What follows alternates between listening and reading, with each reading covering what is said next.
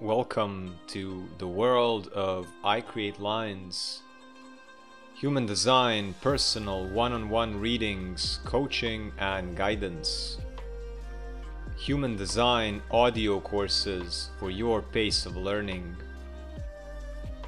one-on-one accountability, support, talk therapy and holding space sessions, fascia maneuvers, emotional release, one-on-one coaching and guidance, free daily live movement classes on the Insight Timer app, breathwork, fascia maneuvers, lymph work and qigong. Always wanted hands-on treatment? Can't travel? I can come to you anywhere in the world. Contact for more information. Weekly Q&A sessions on the Insight Timer app. Free content, instructional ebooks and videos. Subscribe to the channel, leave a comment and share. iCreatelines.com. Peace, health and abundance.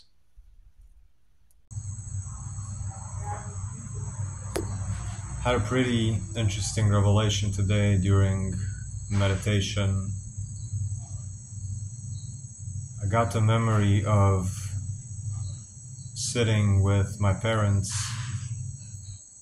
and telling them something that had occurred in my life that was painful, traumatic, unfair, whatever it is that made us painful, gave us pain, gave us discomfort.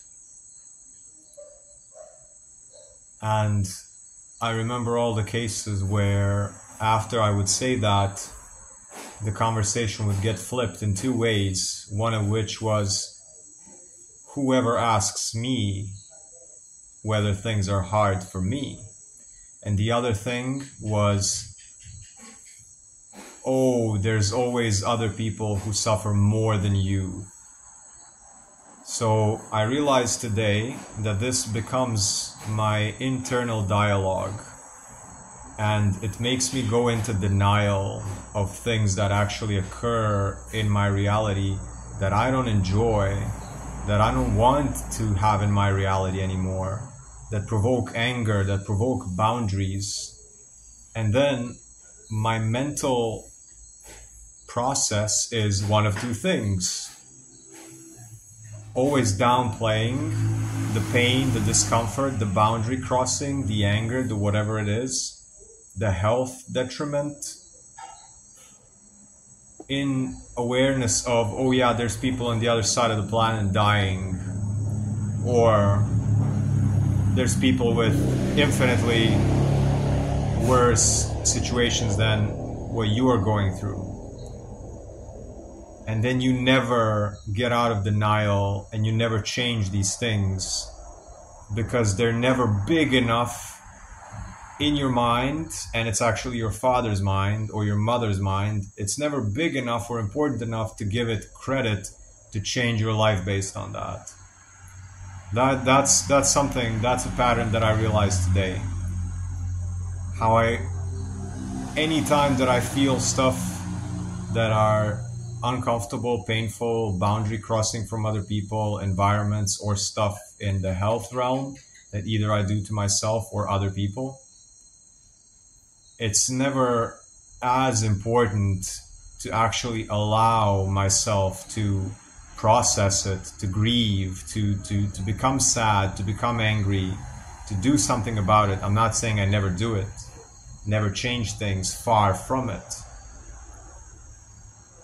It's more in the realm of how long does it actually take me to accept that something that's in front of me, it's bothering me, is actually worth considering that it's bothering me. Because all those times when you were a child, or when I was a child, and I would come to my parents with, oh, this or that, or especially when you're a young adult or an adolescent, and you come to them, and it's one of those two things where never it's acknowledged that it's valid, that your pain is valid. So your pain is valid.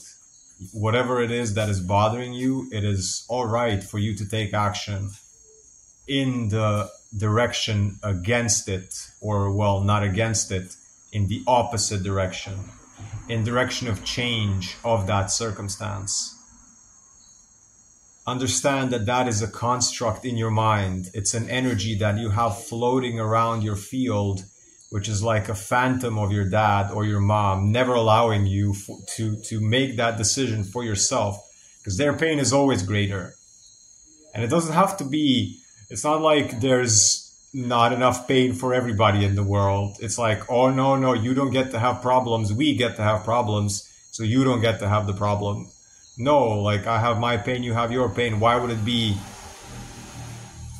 because this problem that you have is not big enough, as opposed to my pain, your pain is not valid? Like, that's ridiculous. Peace, health, and abundance.